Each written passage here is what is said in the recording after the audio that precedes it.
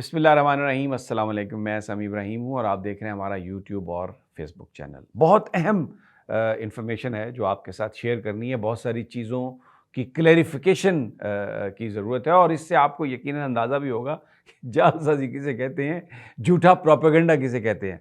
पिछले 2-3 दिनों से बीएम पर बिकाऊ मीडिया पर ये जो सारा जिसे हम मेन स्ट्रीम मीडिया कहते हैं, खबरें चल रही हैं।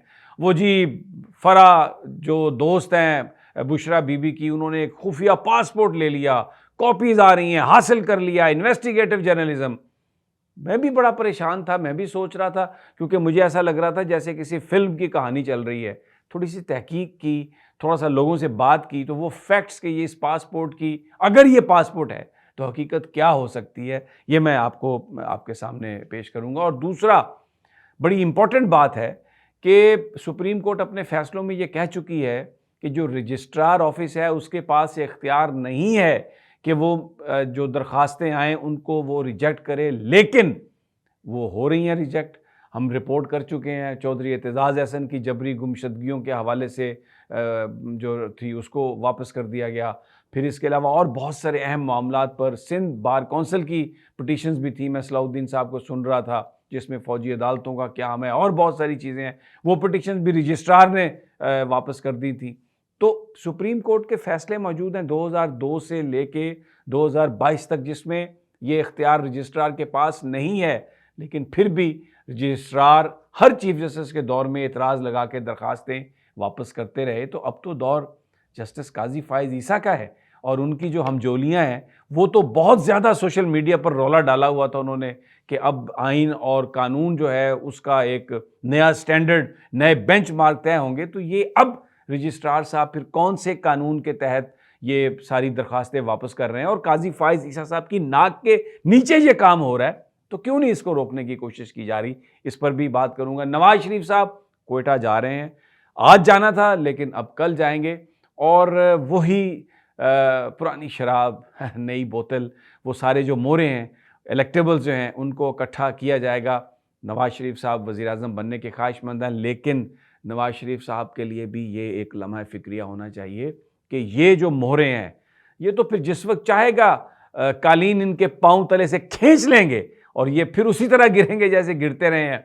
तो समझ लें मियाँ जी, सोच लें, समझ लें, उसके बाद ये इन इलेक्टेबल्स को अपने साथ रखें। वर्कर जो आपके साथ खड़ा है ना, भले उसकी तादाद ज़्यादा है भले कम है, उसको मत भूलें। उसको, ये सदाएं आ रही हैं मुस्लिम लीग नून के लोगों की, सदाएं आ रही हैं। ये ज़ुबैर साहब भी चीख रहे हैं कराची में कि ये बशीर मेमन जो है ये आपका नहीं होगा, ये किसी और का है। लेकिन अभी इस वक्त मियाँ साहब खुमार में हैं, आने वाले इक़्तिदार के खुमार में, इसलिए इन हालात में वो इस किस्म की बातें नहीं सुनते, ज़्यादा बिल्कुल नहीं सुनते। लेकिन आज शेख रशीद साहब ने बड़ी ज़बरदस्त बात की है।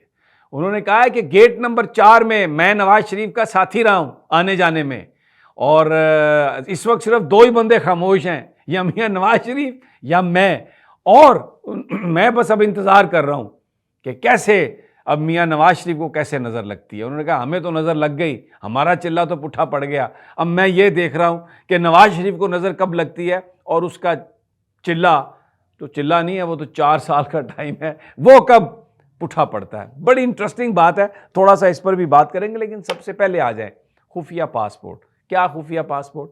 आप जाके बरतानिया में अगर पासपोर्ट लेते हैं, वहाँ पर सिटीजनशिप लेते हैं, वहाँ पे चले जाते हैं, अमेरिका में लेते हैं, तो क्या ये खुफिया दस्तावेज़ है? आपके पास आपकी दस्तावेज़ है। ये जिस जगह का पासपोर्ट कहा जा रहा है वानुआतू, ये इसका जजीर, ये छोटा सा एक मुल्क है, ऑस्ट्रेलिया के मशरक में है, 80 जजीरे हैं इसमें, और ये मैंने देखा सा पोर्ट विला इसका कैपिटल है।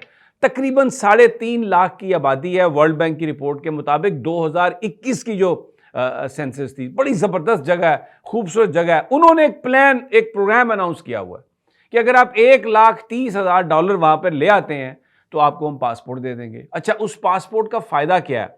उस सिटीजनशिप, अगर आप कारोबार करना चाहें तो वो भी आप कर सकते हैं, और पासपोर्ट आप दुनिया के 55 ममालिक में आप वीज़ा फ्री आपकी एंट्री है। कोई 13-14 मुल्क हैं जिनमें ऑन अराइवल वीज़ा मिल जाता है। अच्छा, इसमें बड़े बड़े इंपॉर्टेंट मुल्क कवर होते हैं। आप यूके में 4 महीने तक इसमें रह सकते हैं। तो बहुत सारे अमीर लोग जो इस हैसल से बचना चाहते हैं कि आप एयरपोर्ट्स पर जाएं या आप पहले वीज़ा अप्लाई करें, और वीज़ा नहीं है तो आप ट्रैवल नहीं कर सकते। जिनके पास पैसा है वो ये कर लेते हैं। और आपस की बात है, बाबूजी ने भी तो यही किया था ना, मियां नवाज शरीफ साहब ने यूएई में अकामा किस लिए लिया था? एक तो इसलिए लिया था कि बैंक अकाउंट खोल सकें, अपने पैसे भेज सकें, आ जा सकें। फर्क फरद शहजादी और नवाज शरीफ का ये है, नवाज शरीफ पर उस कानून का इतलाक हुआ कि उन्होंने इस चीज़ को छुपाया, इलेक्शन कमीशन को नहीं बताया कि ये मेरी इनकम इस तरह से है, जो कि कानून में उनके ऊपर वाजिब थी, फ़र्ज थी। और उसका नुकसान उन्हें यह हुआ कि कौमी असम्बली से वो नाअहल हो गए।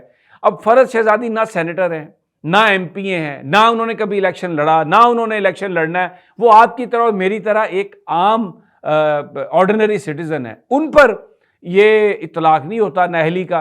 बाकी हर घर में आप देखें, आपने जाना है तुर्की में, वहाँ पर इन्वेस्टमेंट लगाएं, आपको वो वीज़ा दे देंगे, आपको शरीयत दे देंगे। पुर्तगाल ने प्रोग्राम का ऐलान किया हुआ। इवन अमेरिका, कनाडा में भी अमाउंट अगर आप एक सर्टन लेके जाते हैं तो वो आपको बिजनेस वीज़ा दे देते हैं, फिर उसके बाद वो आपकी रेजिडेंस में ट्रांसफ़र हो सकता है। मैं जानता हूँ बहुत सारे लोगों को, बड़े इंपॉर्टेंट बिजनेसमैन है यहाँ पर, उनके पास रेजिडेंस थी लेकिन उन्होंने उसको चेंज किया बिजनेस वीज़े में। तो ये आम जिनके पास पैसे हैं वो अपनी इन्वेस्टमेंट के लिए करते हैं और ऑफशोर अकाउंट्स भी खोलते हैं, अपनी कंपनियां भी खोलते हैं। लेकिन ये लफ्ज़ इस्तेमाल करना, क्योंकि बीएम जो है बकाऊ मीडिया, वो जो आ जाए। और एक और सवाल मैं करता हूं, बड़ी जी इन्वेस्टिगेटिव स्टोरी आ गई, फरद शहजादी साहबा ने बड़ा माल बना लिया है, पता नहीं कहां से इंफॉर्मेशन आ गई है, ये पासपोर्ट भी खुफिया बना लिया है। आप मुझे उस जर्नलिस्ट का नाम बता सकते हैं जिसने ये स्टोरी ब्रेक की है? कोई जर्नलिस्ट इस स्टोरी को क्लेम कर रहा है? आता है ना फैक्ट्स फोकस, नूरानी साहब ने की है जी स्टोरी। कामरान खान बहुत बड़े इन्वेस्टिगेटिव जर्नलिस्ट हैं जी, कामरान शाहिद साहब है बहुत बड़े इन्वेस्टिगेटिव जर्नलिस्ट हैं। ये स्टोरी कौन से जर्नलिस्ट ने दी? आपको नाम बताया किसी ने? अखबार में किसी का नाम है? एक ही लाइन, एक ही स्टोरी, एक ही कहानी, झूठ है, खुफिया पासपोर्ट, एक शर्लॉक होम्स की स्टोरी बना के। तो जनाब, क्या मकसद? इमरान खान बदनाम। क्या मकसद? बुशरा बीबी की गिरफ्तारी जो ये करना चाह रहे हैं उसके लिए राह हमवार करना, और ये इस तरह की बातें। तो ये वानुआतू का जो पासपोर्ट है आप भी ले सकते हैं, कानूनन जायज़ है, कोई खुफिया नहीं है। अच्छा, मेरा पासपोर्ट है, वो जी मैंने रख दिया किसी और के पास, वो जी 2 महीने उधर पड़ा रहा, 3 महीने, ऐसी कोई बेसरोपा कहानी। लेकिन किसी ने कोई इनकी कोई तहकीक नहीं की। और मैं तो बहरहाल उस जर्नलिस्ट को जानना चाहता हूँ जिसने ये स्टोरी इन्वेस्टिगेट किया। और अगर आपको पता चले उसका नाम, आप मुझे भेज दें नाम। आप यकीन करें 5,000 रुपये मैं आपके अकाउंट में भेज दूंगा। हालांकि आजकल बड़ी गुर्बत है, जॉब वॉब नहीं है हमारे पास, निकाल दिया, कोई हमें रखने के लिए भी तैयार नहीं है, लेकिन आपको 5,000 रुपये ज़रूर दूंगा अगर मुझे उस सहाफ़ी का नाम बता दें। अब जनाब, मैंने आपसे कहा कि इसमें अपील, वो जो सुप्रीम कोर्ट का मामला है, रजिस्ट्रार ऑफिस यानी हर इंपॉर्टेंट केस को वो रिजेक्ट कर देते हैं, एतराज़ लगा के वापस भेज देते हैं। और अभी तो आजकल तो वो सेशन जज साहबा हैं जो रजिस्ट्रार हैं, इससे पहले तो सरकारी अफसरान थे। और ये कितने अरसे से हो रहा है। वैसे तो हर चीज़ को काजी फायज़ ईसा साहब उठा लेते हैं, तो इसको भी उठाएं, करेक्ट करें। देखिए, आप पर बात इसलिए की जाती है कि आपसे तवक्कुआत बहुत ज़्यादा थी, क्योंकि आपके जो दोस्त हैं, आपके साथी हैं, उन्होंने तो हम तो आपसे नहीं मिलते, ना आप हमसे मिलना चाहते हैं, लेकिन वो ये कहते थे कि काजी साहब आन गए थे, बस काजी जब आएगा तो लग पता जाएगा। तो हम तो इंतज़ार ही कर रहे हैं, अभी तक तो पता उन्हीं लोगों को लग रहा है जो बेचारे जेलों में बंद हैं, जिनके केस ये सुनने के लिए तैयार नहीं है। और कोई भी इंपॉर्टेंट केस आए वो कहते हैं नहीं जनाब ये जाएं, हम इसको सुनने के लिए तैयार नहीं है। बस मलिक रियाज का ये जानना ज़रूरी है, 190 मिलियन, उसमें पता नहीं किसको इम्प्लीकेट करना है कादर ट्रस्ट की वो स्टोरी है। बहरहाल इस किस्म की कहानियाँ ज़रा ज़्यादा चल रही हैं। शेख रशीद साहब जो हैं, उन्होंने एक नया आज कट्टा खोल दिया है। उन्होंने कहा जी कि ये गेट नंबर 4 पर मैं और नवाज शरीफ साहब हम इकट्ठे आते जाते थे, और बस अब हम दोनों ही खामोश हैं, और अब देखते हैं कि मियां नवाज शरीफ को नज़र कब लगती है। लगता है शेख साहब के पास खबर है, वो कुछ चेतावनी दे रहे हैं नवाज शरीफ साहब को कि मत करें ये आप काम। आप कहते रहे हैं कि सियासतदान को निशाना बनाया गया है, तो अब आप तमाम सियासतदानों के साथ मिल बैठें, दिल अपना बड़ा करें। और ये जो आप समझते हैं कि इमरान खान जेल में रहेगा और उसकी हमायत ख़त्म हो जाएगी और बस वो सब कुछ ऐसा हो जाएगा, ऐसा नहीं होना। आपकी जो ख्वाहिश है ना कि गलियां हो जाएं सुंजियां ते विच मिर्ज़ा यार फिरे, ये मेरा नहीं ख्याल ये पूरा होगा। इजाज़त दीजिए, अगली वीडियो तक इंशाल्लाह जल्द मुलाकात होगी। अल्लाह निगहबान।